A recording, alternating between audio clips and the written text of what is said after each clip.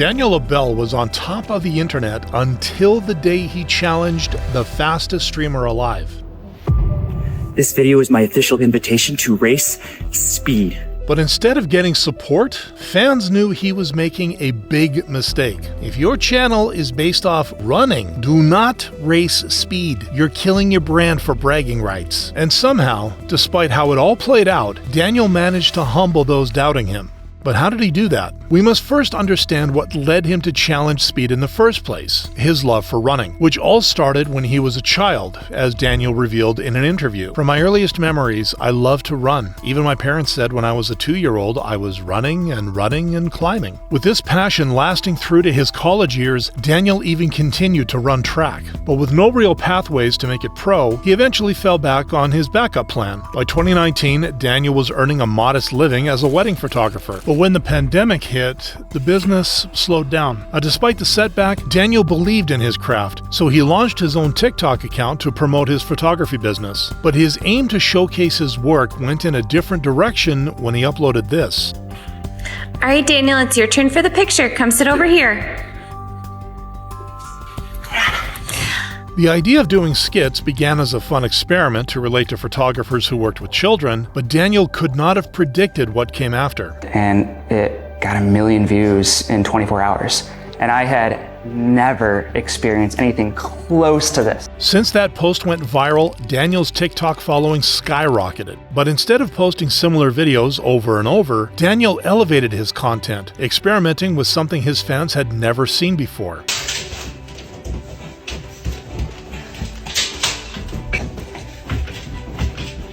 And bringing his passion for running in his shorts paid off because viewers loved it, pushing Labelle to go on to make a whole Rush series.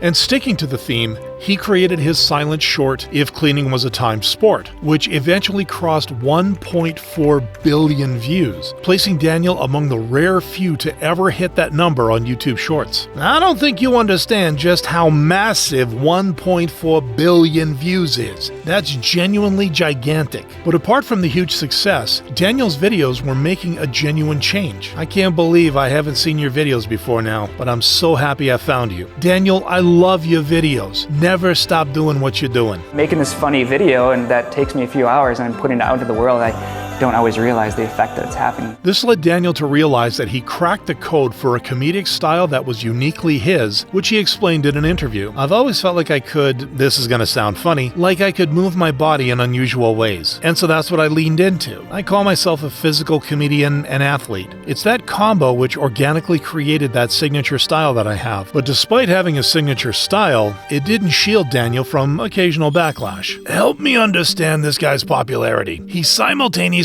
achieves being unfunny and uninteresting. He has the most unoriginal content and it gets posted all the time. It is not funny or entertaining. Nevertheless, Daniel just kept doing what he did until he landed a special collaboration. Hi, I'm Carl Lewis. And I'm Daniel Labelle.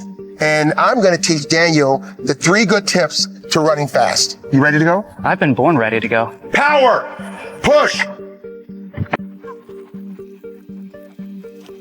And by creating content with World Athletics, a page that showcases athletes and runners, Daniel had built a reputation not only as a massive content creator, but also as a fast one. But his speed soon drew so much attention that some claimed he could rival a popular streamer. His speed ain't beating this guy. And that belief wasn't totally unfounded, because Daniel was running full sprints wearing things people would struggle to walk in. I can't even run as fast in regular running shoes as he does in Kleenex boxes. But despite these supportive comments, some doubted him. For a guy who can emulate every actor's running style, he should try emulating sprinting. His whole online persona is not about being fast. He literally just makes comedy videos. The track runner in him couldn't take those jabs, so he decided to take on the biggest challenge of his career yet. Or should I say, invite the biggest challenge of his career onto himself.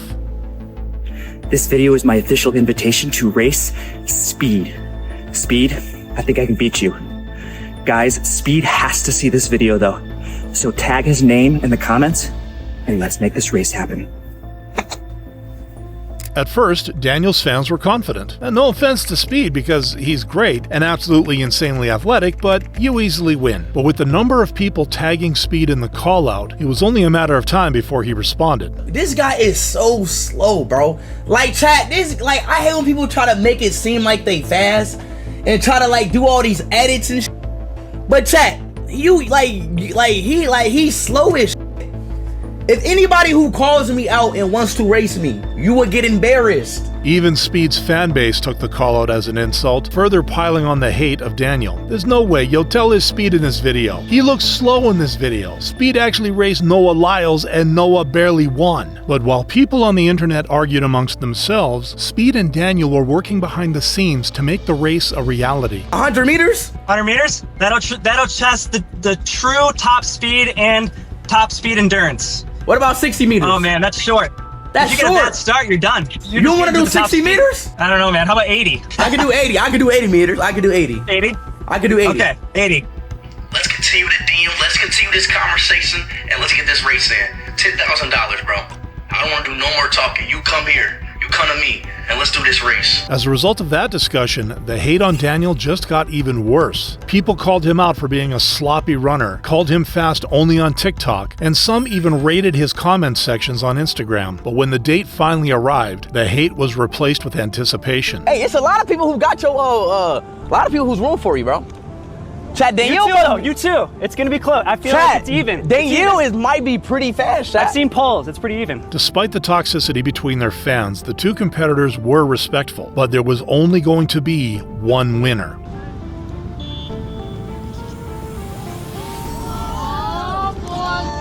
Oh yeah, Speed!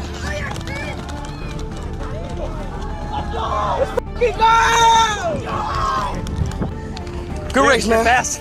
I am fast. You're fast. Good race, bro. You're fast. GG's. After his defeat, Daniel asked for a rematch, hoping a better start might give him a shot. I clearly have to have a good start to beat you, but I did slip a little. He slipped, chat. We're gonna do one more. We're gonna do one more. But Speed didn't know how to refuse a challenge.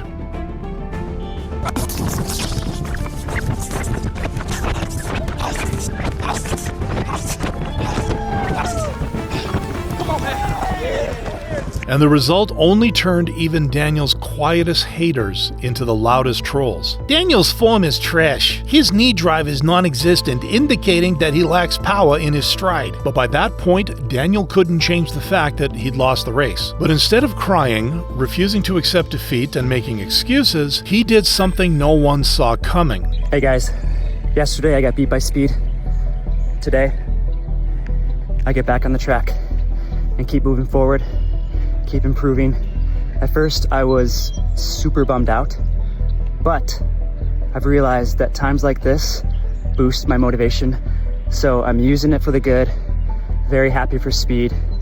He's fast. He is faster than I thought. I gave it my all.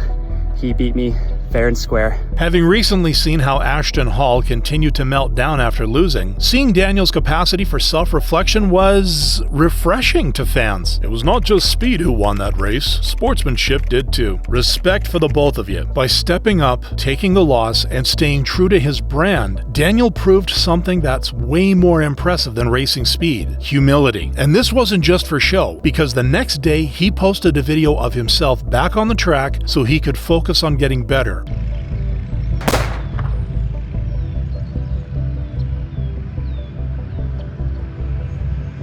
Humbling his haters by letting himself be humbled first.